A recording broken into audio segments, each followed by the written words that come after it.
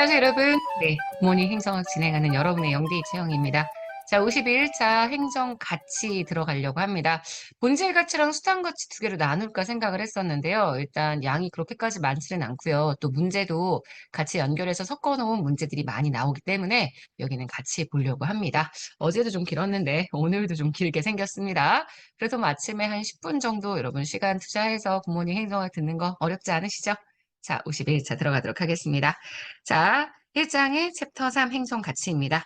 행정 가치 중에 절대론과 상대론이라는 이 가치의 기본을 어떻게 봐야 할 것이냐의 문제가 가장 먼저 나오죠.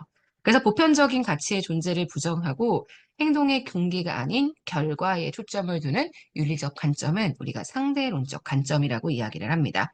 행정에는 반드시 보편적 가치가 있기 때문에 행위의 결과가 아니라 정말 동기에 초점을 두면서 가치가 가지고 있는 절대성을 강조하는 거. 요게 우리가 이야기하는 절대론적 가치죠. 3번입니다. 공익의 실체설에서 공익은 사익을 초월한 실체적, 규범적, 도덕적 개념입니다. 전체 효용을 극대화시킬 수 있는 가장 좋은 방법이자 도덕적인 절대가치, 규범적으로 옳은 가치, 실체설이 주장하는 공익은 이런 거죠. 그래서 공익의 실체설은 이러한 공익을 공무원이 알아야 한다라고 생각합니다. 공무원은 엘리트적인 역할을 해야 되고요. 목민관적인 역할을 담당해야 합니다. 자, 공익의 과정설은 그에 비해서요. 공익은 상충되는 이익을 가지고 있는 집단들 간의 상호 조정의 과정을 거친 결과물입니다. 민주적이고요. 절차적 합리성에 의해서 사익을 합했을 때에 만들어지는 합산 개념이 공익이죠. 그래서 우리가 보통 공익의 과정설을 설명을 할 때 가치 결과주의의 입장에서 설명을 하고요. 동기, 의무 중요하지 않습니다.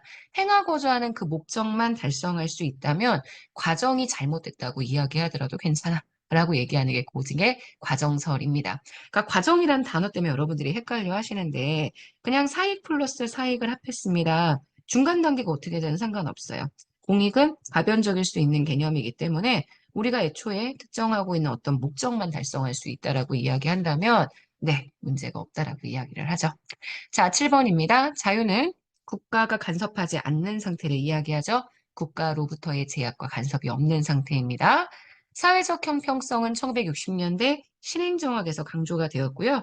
수평적 형평성은 같은 것을 같게, 수직적인 형평은 다른 것을 다르게 만드는 형평의 개념입니다. 우리가 소위 얘기하는 역구요 이론은 기회를 다르게 주어서 결과를 같게 만들어주는 수직적 형평성의 내용과 연결될 수 있습니다. 물론 욕구 이론과 실적 이론은 이걸 기회의 측면으로 보느냐, 결과의 측면으로 보느냐에 따라 조금 달라질 수 있다라고 제가 말씀을 드렸습니다만 일단 이렇게 문장으로만 기억해 주셔도 됩니다. 사실 너무 견해의 대립들이나 해석의 여지들이 있는 부분이어서 문제로 딱 출제가 될 수 있는 영역은 아니에요. 자, 11번입니다. 롤스의 정의론에서 정의란 원초적 상태, 합리적인 계약자들이 합의하는 일련의 법칙, 이걸 정의라고 이야기하죠. 이 원초적 상태는 무죄의 배열이 적용되는 상태입니다. 그래서 합리적인 인간은 최소 극대화의 원칙에 입각해서 자기에게 유리한 규칙을 선택한다라고 가정하고요.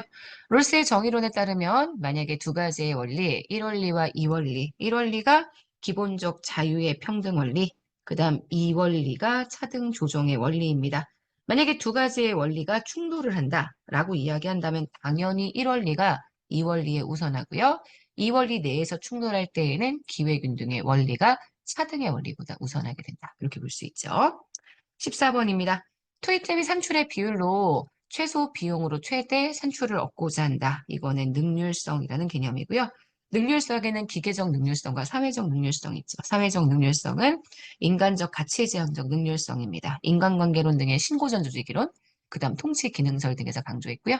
자, 민주성은 국민이 원하는 걸 행정에 반영하는 대외적인 민주성과 행정 내부의 관리를 민주적으로 하는 대내적인 민주성으로 구분됩니다.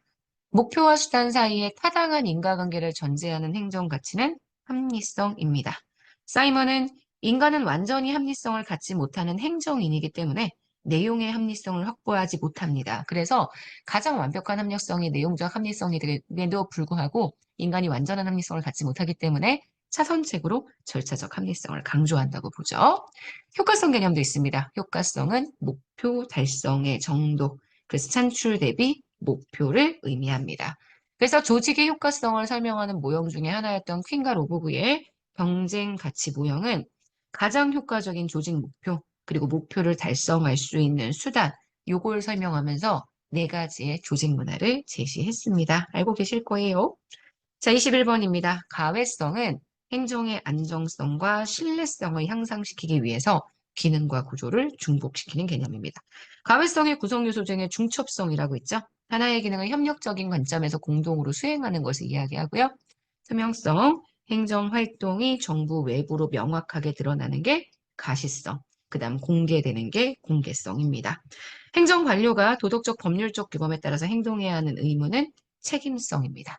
가외성은 다른 가치와 상충될 수 있죠. 특히 능률성, 기능과 조직의 중복을 꾀하기 때문에 실제 최소의 비용으로 어떠한 행정 절차들을 진행하고자 하는 능률성은 최소의 투입을 지향하는데 그 능률성과는 상충될 수 있는 가치입니다. 자, 문제 볼게요. 공익에 대한 이야기부터 한번 가볼게요. 공익에 대한 설명으로 옳은 것. 실체설은 적법 절차의 준수를 강조한다. 국민주권의 원리를 강조한다. 요거는 과정설 내용입니다. 행정이 중심적 역할을 해야 한다는 건 실체설이지만 다른 거는 과정설에 관련된 내용이기 때문에 1번은 X고요. 2번 실체설은 공익을 사익 간의 타협 또는 집단 간의 상호작용의 산물. 요거는 과정설의 내용입니다.